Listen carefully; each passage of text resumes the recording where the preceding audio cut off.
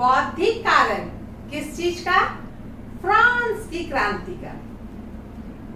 तो फ्रांस की क्रांति हमने बताया कि ये बहुत महत्वपूर्ण घटना थी, ना सिर्फ फ्रांस के लिए, ना सिर्फ यूरोप के लिए, ना सिर्फ उस क्षेत्र के लिए, बल्कि इस घटना ने पूरे विश्व को प्रभावित किया था।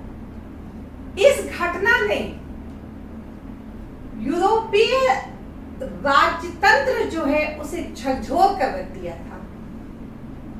क्यों झकझोर दिया? क्योंकि उस राजतंत्र में बहुत अधिक स्वेच्छाचारिता, बहुत अधिक निरंकुशता आ गई थी, मनमानी शासन हो गया था। राजा के नाम पे भरपूर शोषण, भरपूर विलासिता, जितनी भी बुराइयां, जितनी भी कुरीतियां हैं, सब फ्रांस की क्रांति, यूरोप के राजतंत्रों में देखी जा रही थी। और इसी का परिणाम था कि फ्रांस में क्रांति हर जगह हुई, लेकिन फ्रांस की क्रांति का बहुत ही महत्वपूर्ण स्थान है, क्योंकि इसके जितने भी कारण हैं वह महत्वपूर्ण है। आपको आश्चर्य होगा कि हर जगह क्रांति हुई और यही कारण थे, लेकिन फिर भी यहाँ के लोगों की जो जागरूकता, यहाँ के लोगों का जो बौद्धिक स्तर था, उसने इस क्रांति को और भी अधिक प्रेरित किया और भी उसे प्रभावी किया। तो इस तरह हम कह सकते हैं कि फ्रांस की क्रांति में बौद्धिक कारण भी महत्वपूर्ण स्थान रखता है। बौद्धिक कारण का मतलब क्या है? बुद्धि में क्या ऐसा आ गया, लोगों की बुद्धि में, मनोमस्तिष्क में ऐसी कौन सी बात आ गई कि फ्रांस की क्रांति का वो कारण बन गया? तो आपको एक और बात यहां बता दूं कि चूंकि ये बहुत ही महत्वपूर्ण बात है, सवाल कभी कभी ये भी आता है कि फ्रांस की क्रांति में दार्शनिकों का क्या प्रभाव था। तो दार्शनिकों का जो प्रभाव था ना, वही बौद्धिक कारण था फ्रांस की क्रांति का। तो ये दार्शनिक जो थे, इन्होंने अपने विचार, अपने चिंतन, अपने लेखन से उस समाज को जागृत कर दिया। हर क्षेत्र में दोष आ गए थे, हम लोगों ने देखा, राजनीतिक क्षेत्र, सामाजिक क्षेत्र, आर्थिक क्षेत्र, हर क्षेत्र दोषपूर्ण हो गया था। तो ऐसे समय में लोगों में तो एक उबाल आ ही रहा था, लेकिन दार्शनिकों ने ऐसे ऐसे तर्क रखे, ऐसे ऐसे प्रमाण दिए लोगों को कि लोगों को और अधिक बल मिल गया और इस क्रांति को एक मुकाम मिला, एक मंजिल मिली। तो फ्रांस में बहुत सारे दार्शनिक हुए, लेकिन मैं उन दार्शनिकों के बारे में बताऊंगी, उन फिलोसफर्स के बारे में बताऊंगी जिन्होंने बहुत अधिक प्रभाव डाला फ्रांस की जनता पर। जैसे सबसे पहले मैं बात करती हूँ मॉन्टेस्क्यू की। मॉन्टेस्क्यू जो थे वो एक बहुत अच्छे दार्शनिक थे। दार्शनिक मतलब उन्हें चिंतन, मनन, पढ़ने लिखने का शौक था। वो कैथोलिक थे, कैथोलिक धर्म को मानते थे। उन्हें चर्च पे भी बहुत श्रद्धा थी, उन्हें राजतंत्र पे भी बहुत श्रद्धा थी। अब क्या बचा भाई, उन्हें चर्च पे श्रद्धा थी, राजतंत्र पर श्रद्धा थी, फिर उनको क्या हो गया? तो हमने बताया था कि राजतंत्र में जो बुराइयां आ गई थी, राजा निरंकुश, स्वेच्छाचारी, विलासिता में डूबा हुआ, ये बुराइयां आ गई थी। तो ऐसे वाले राजतंत्र को मॉन्टेस्क्यू ने ना कर दी, नहीं, ये राजतंत्र नहीं चाहिए, राजतंत्र होना चाहिए, मगर ये वाला राजतंत्र नहीं चलेगा।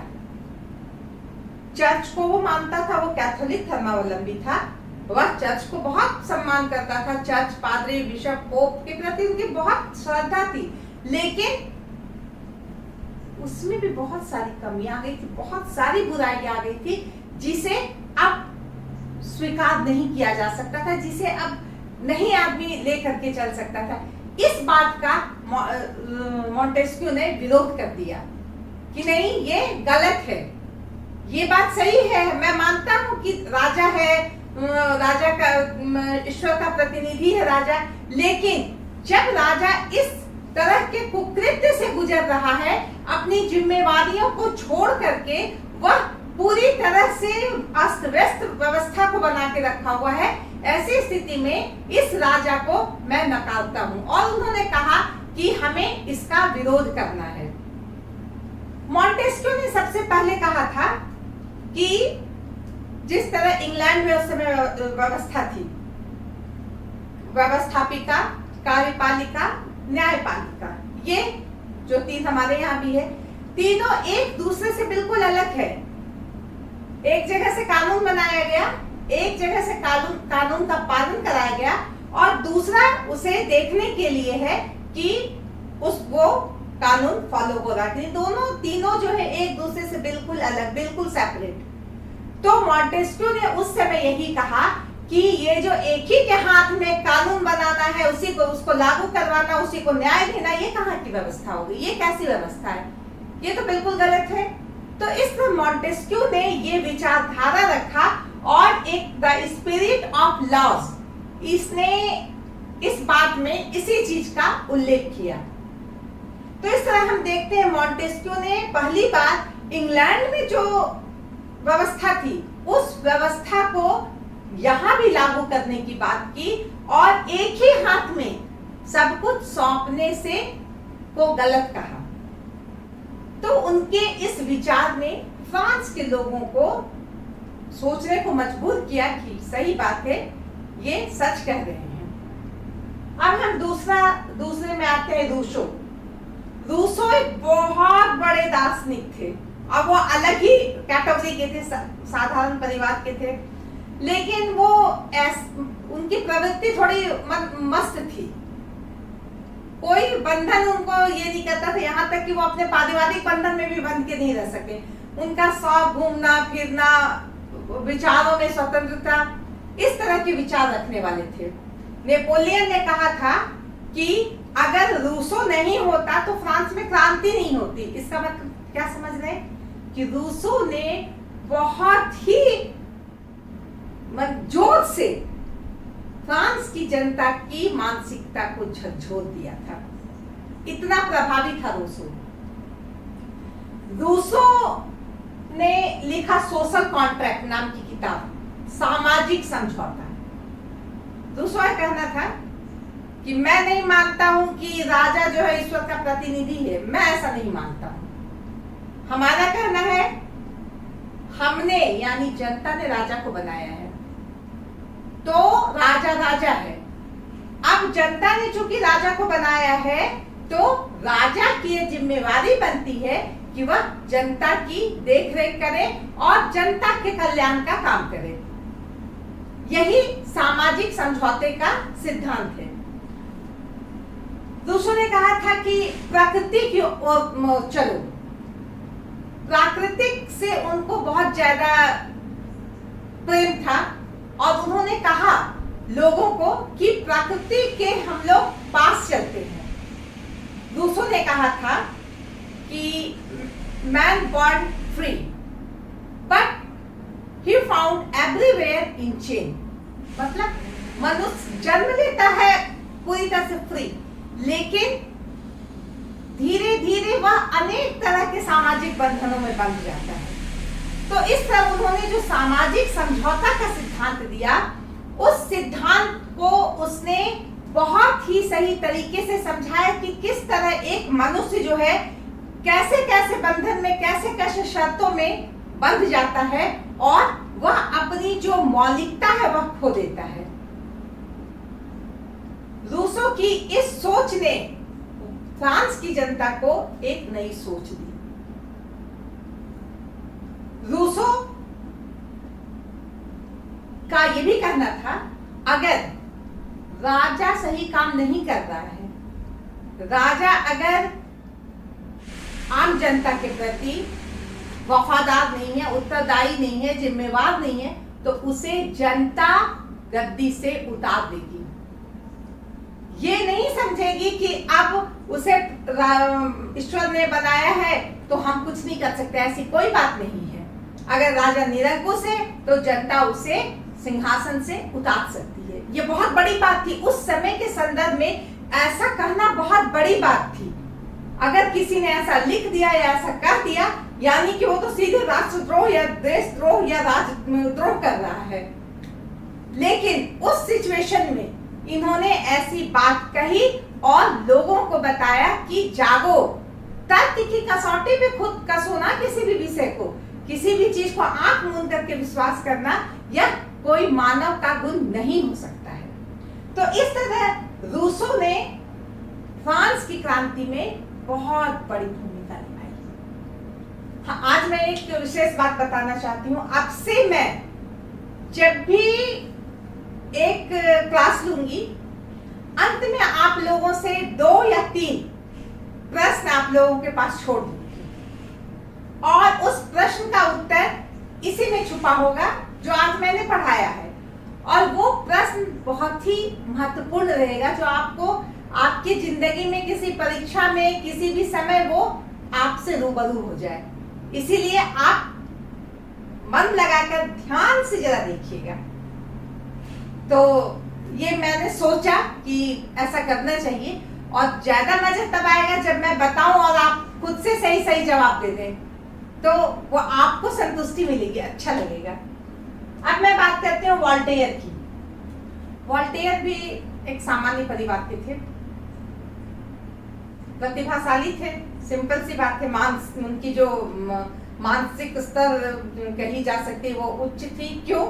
क्योंकि वो शुरू से ही कहानी, कविता, व्यंग बहुत लिखने में उस्ताद थे और उन्होंने उस समय की व्यवस्था में चर्च की व्यवस्था, राजा का रहन सहन, राजा का शासन और सामंतों की दरियादिली, सब पे जो है बहुत एक से एक लेख लिखे।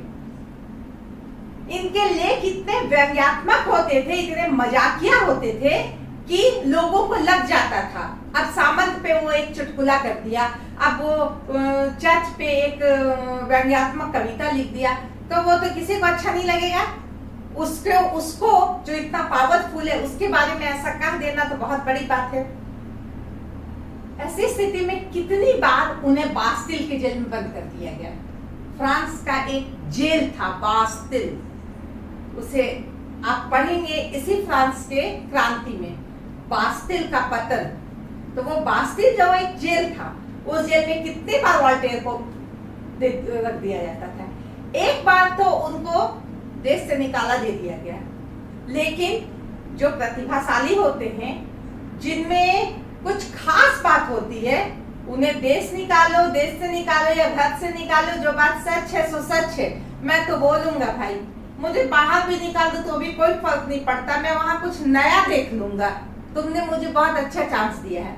तो इस तरह वह जब फ्रांस से निकाल दिया गया, फ्रांस से बाहर निकल गए।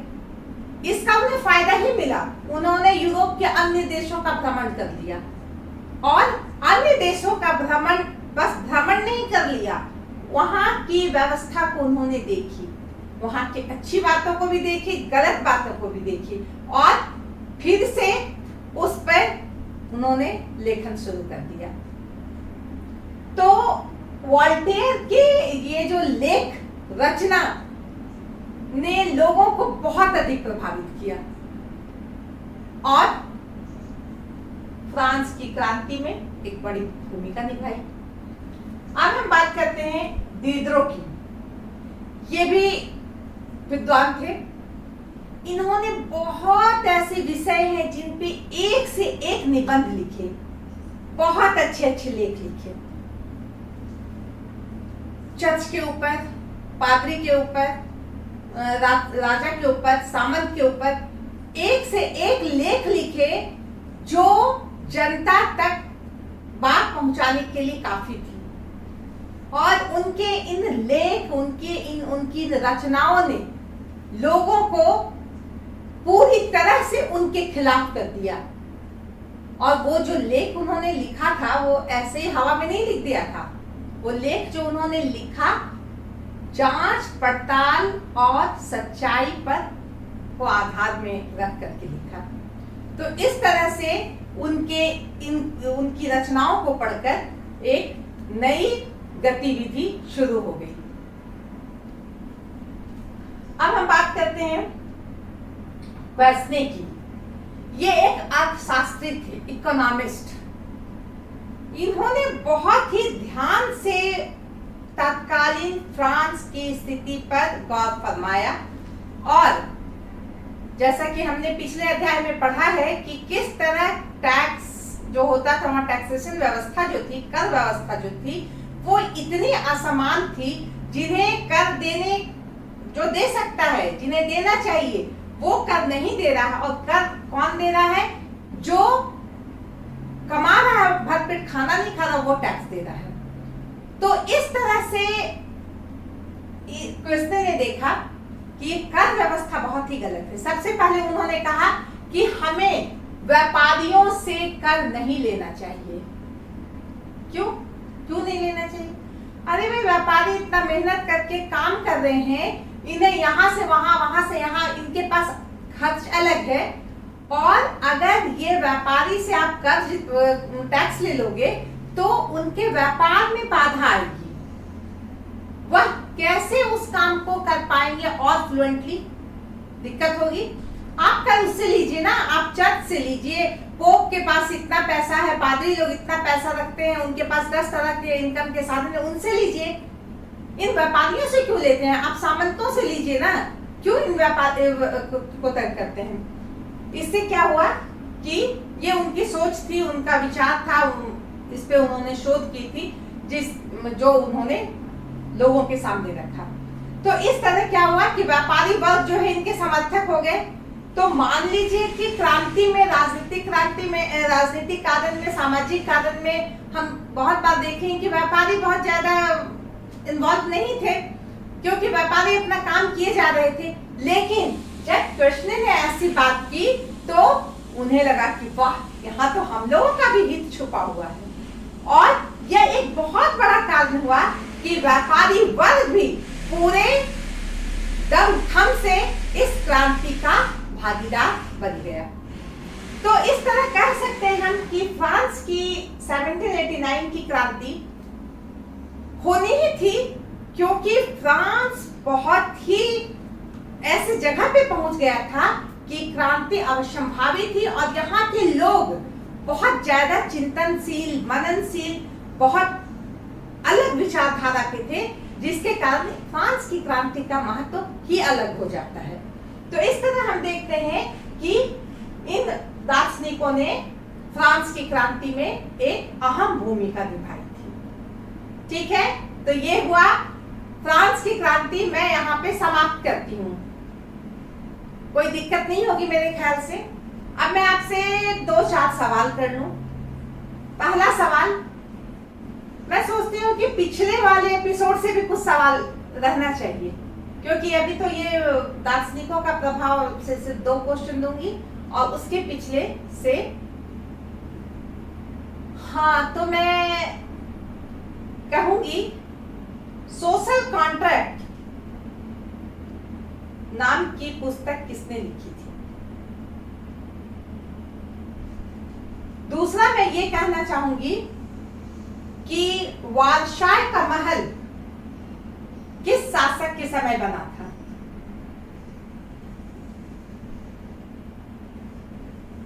तीसरा, मैं यह कहना चाहूंगी कि फ्रांस की सामाजिक व्यवस्था में कितने वर्ग थे? कितने वर्ग में फ्रांस का समाज बटा हुआ था? और एक सवाल, लुई 16वां किस समय राज सिंहासन पर बैठा था? अगर आप इन चारों सवालों का जवाब फटाफट दे दें तो इसका क्या मतलब निकलेगा कि आप मन से पढ़ाई कर रहे हैं, आप में जिज्ञासा है, आप कुछ जानना चाहते हैं। तो आज मैं यहीं पे खत्म करती हूँ अपना क्लास। धन्यवाद।